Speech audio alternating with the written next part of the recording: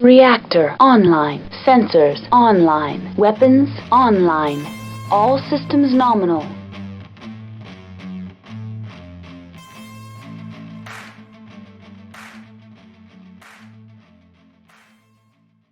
Hello everyone, welcome back to 5 Minute Mechs. Today we'll be taking a look at the Sentinel. The Sentinel was introduced in 2651 by the Lyran Commonwealth to fill out their battle mech forces. The STN-1S would be a popular export model as it brought a diverse mix of firepower to a 40-ton chassis with its Class II autocannon, 4-tube SRM launcher, and a small laser. This mix of weapons made the Sentinel a trooper that could act as a long-range sniper that was decently protected with 6 tons of armor. Within a year, the Starlink Defense Force had orders in with Defiance Industries to produce an advanced version of the mech, which would be the 3L model. The 3L would keep the top speed of 97 km per hour and upgrade the weapons with a Class 5 Ultra Autocannon and replaced the 4-tube missile launcher with a highly accurate 2-tube Streak SRM launcher. In order to make these changes work, 2 heat sinks were sacrificed, as well as a half-ton of armor.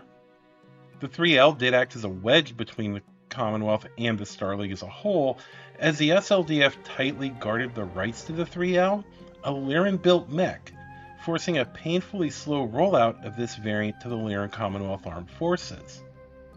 Otherwise, the Sentinel served the Starleague and eventually many of the great houses. Eventually, the SLDF procurement department and the armaments and engineering bureaucracy in the SLDF would re-examine the Sentinel's potential as a sniper.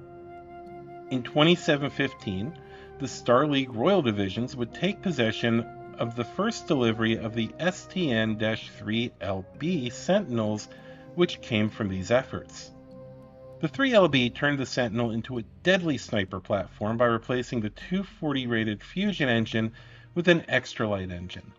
It also removes the Streak SRM-2 launcher and Ultra Auto Cannon 5 and replaced them with a medium laser in the right torso and a massive Gauss rifle in the mech's left arm. This upgrade gave the Sentinel exceptional reach and hitting power when compared to other mechs of a similar size. In addition, the 3LB upgraded the mech's armor with 7.5 tons of ferrofibrous armor. The Royal Sentinel was only meant for the SLDF, though it did somewhat make it into the hands of the DCMS in limited numbers and can today be found serving as a second-line mech with Clan Hell's horses. During the Succession Wars, the 3K series would develop out of chassis left behind when the SLDF departed the Inner Sphere. The 3K preserved as much of the 3L as possible, with an SRM-2, Autocannon 5, and small laser filling out its weapon's payload. The weight saved would allow the 3K to carry 6 tons of armor protection. The 3KA and 3KB would also be put into service as refits for aging 3L models. The 3KA would replace the autocannon of the 3K with a large laser, 3 heat sinks, and 2 additional tons of armor, while the 3KB would replace the autocannon with a particle projection cannon and 3 heat sinks. Even with these downgrades to keep the mech in service, all these were virtually extinct by the time the clans started their invasion, with some meeting their ends at the descendants of the SLDF that had left them behind so long ago.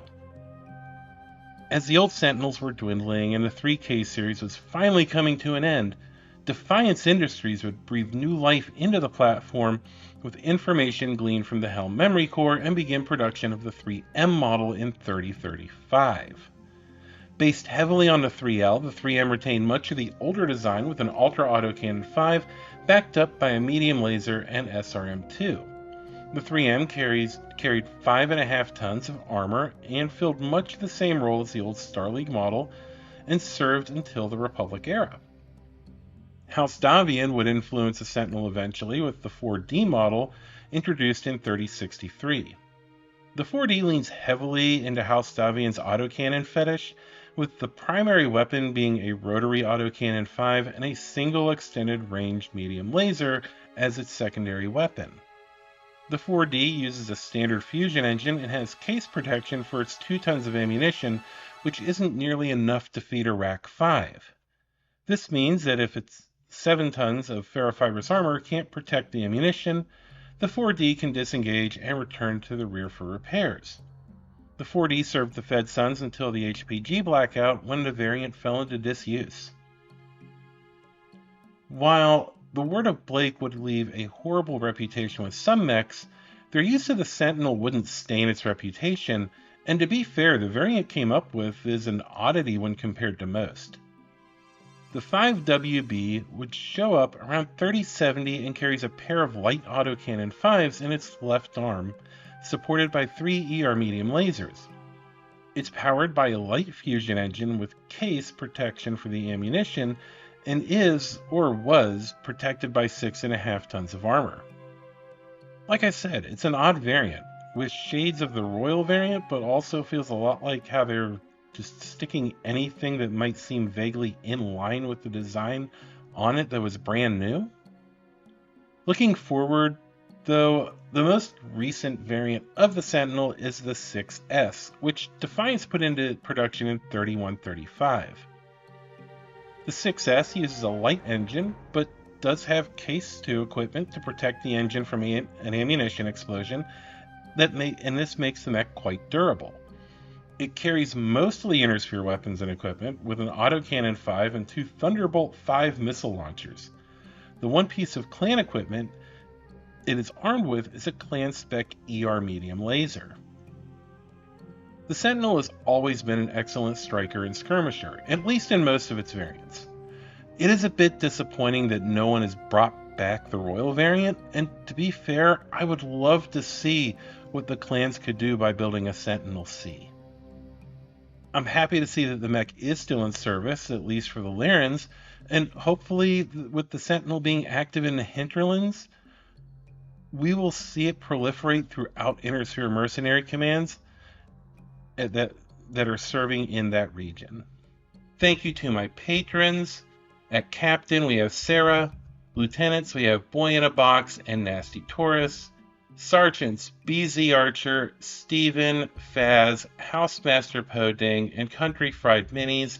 And our cadets, Scott, Jamie, NB Kaiju, Domini, and Brother Carr.